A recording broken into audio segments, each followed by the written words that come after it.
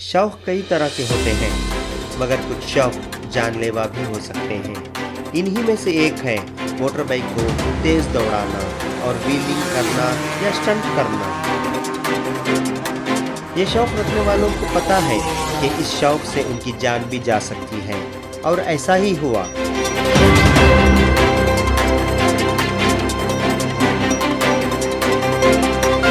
हाल ही में बेंगलुरु शहर के एयरपोर्ट रोड में 3 नौजवानों ने बाइक पे व्हीलिंग करते हुए स्टंट करते हुए हादसे का शिकार हो गए। उनकी जान चली गई।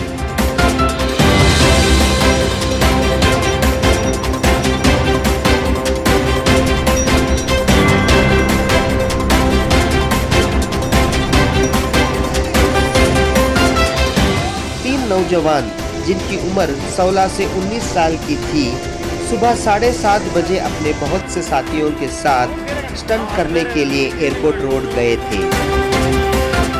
तभी ये हादसा हुआ।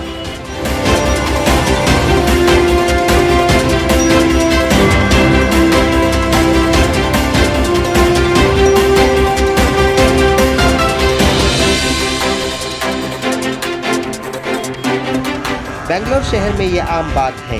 होस्कोटा रोड, होसूर रोड और खुसूसन एयरपोर्ट रोड पे ऐसे बहुत से गैंग आपको व्हीलिंग करते हुए दिखाई देंगे। अगर इन्हें कोई रोकता है तो सारे गैंग के नौजवान उस आदमी से भिड़ जाते हैं।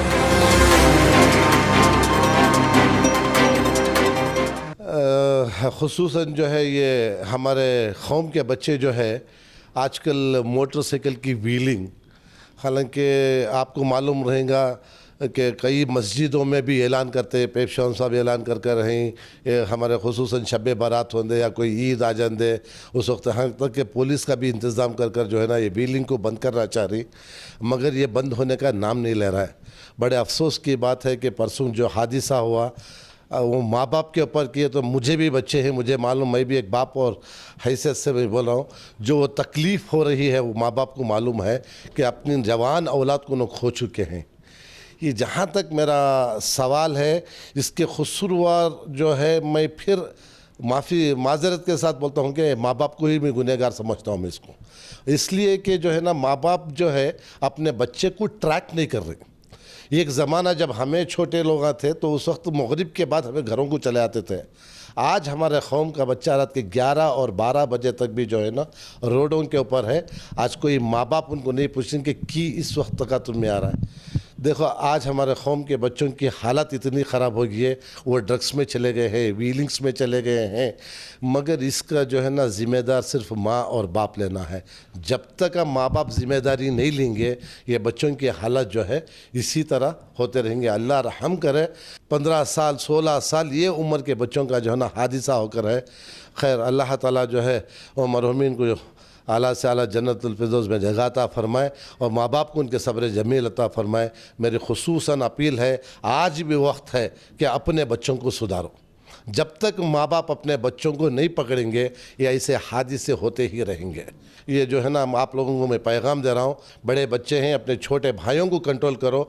ये ग्रुपिज़म बन गई है, ये व्हीलिंग की जो है ग्रुपिज़म बन गया है। अगर कोई डराया बोले तो साथ में जो है ना पूरे ग्रुप आ जाकर जो है ना पूरा आकर खड़ जाते हैं, ताकि उसके जो नसीहत कर रहा है उसे मारने के हद तक आ जाती है। और इवन पब्लिक का भी काम पड़ता है, जब ऐसा वक्त पर कोई व्हीलिंग करता हो फ़ौरन पूरे मोहल्ले वाले पकड़ कर कीली छीना कर उनके माँ बाप को बुलाकर या तो पुलिस को दे या तो उनके माँ बाप को बुलाकर जो है ना सख्ती के साथ वार्निंग कर कर भेजें।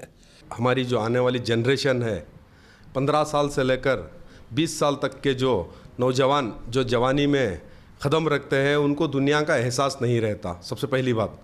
दूसरा जो है उनको जो तरबियत जैसी मिलनी चाहिए वैसी तरबियत नहीं रहती। सबसे पहले घर एक मदरसा है, माँ का गोद एक मदरसा है, हम लोग सुनते आ रहे हैं। जो अपने बच्चों को निगाह रखे, मेरा बच्चा कहाँ पर जा रहा है, स्कूल गया, स्कूल से आया, उसके बाद उसका क्या काम है, कहाँ जा रहा है वो, माँ बाप को इस पर गौर व फिक्र करना चाहिए। दूसरी बात, ये जो नौजवान बच्चे जो हैं उनको एक जुनून रहता है कि अपने दोस्त अहबाब के साथ वो घूमे फिरे।